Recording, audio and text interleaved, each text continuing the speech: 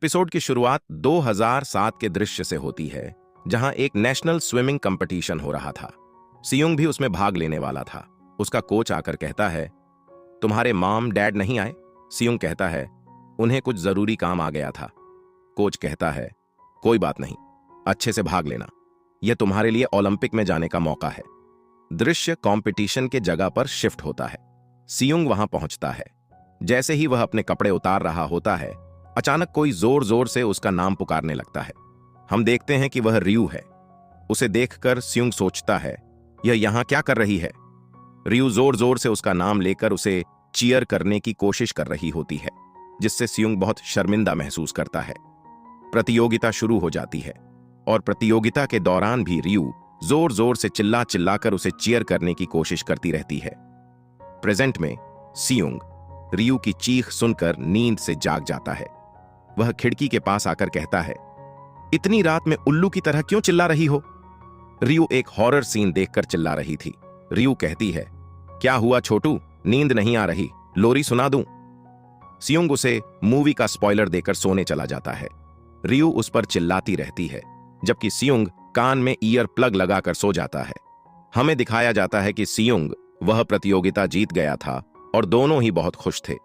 सुबह सियुंग अपने परिवार के साथ नाश्ता कर रहा था। उसकी मां कहती है, ऐसे परिवार के साथ नाश्ता करने में बहुत अच्छा लगता है।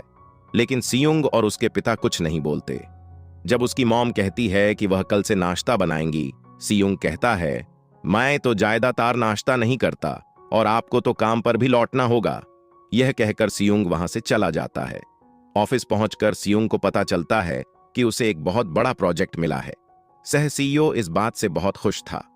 जब सियुंग अपना लैपटॉप स्क्रॉल कर रहा था, उसे पता चलता है कि उसी के हाई स्कूल के पूल को पुनः डिजाइन करने के लिए एक प्रतियोगिता थी। दृश्य रियू की तरफ शिफ्ट होता है, जो अपना समय पास करने के लिए अलग अलग एक्टिविटीज कर रही थी। वह सियुंग को कॉमिक्स स्टोर चलने के लिए कॉल करती है। सियुंग कॉल उठाता है, लेकिन उसे मना कर देता है। इसलिए वह अपनी बेस्ट फ्रेंड मो यूम को स्टोर में बुलाती है। दोनों ही कॉमिक्स पढ़ रहे होते हैं। तभी वहां सियुंग आ जाता है। सियुंग को देखकर रियू कहती है, तुझे तो यहां नहीं आना था। सियुंग कहता है, मैं अपने काम से आया हूं, और एक रैंडम बुक उठा लेता है, जो कि एक प्रिंसेस की कहानी होती है।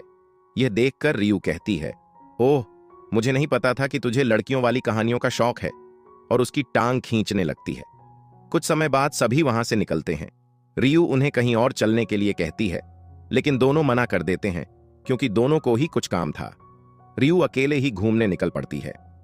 अगले दिन रियू अपनी मां की दुकान पर आई थी, लेकिन उसकी मां उसे कोई काम नहीं दे रही थी। तभी वहां एक महिला आती है, जिसे देखकर रियू पहचान जाती है, क्योंकि वह उसकी होम रूम टीचर थी।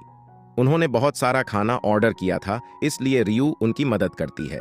जाते वक्त रियू कहती है, मुझे नहीं पता था कि आप स्कूल की प्रिंसिपल बन गई हैं। टीचर कहती हैं, मुझे भी क्या पता था कि तुम जिंदगी में इतनी कामयाब हो जाओगी और इतनी बड़ी कंपनी में काम करोगी। यह सुनकर रियू का चेहरा उतर जाता है।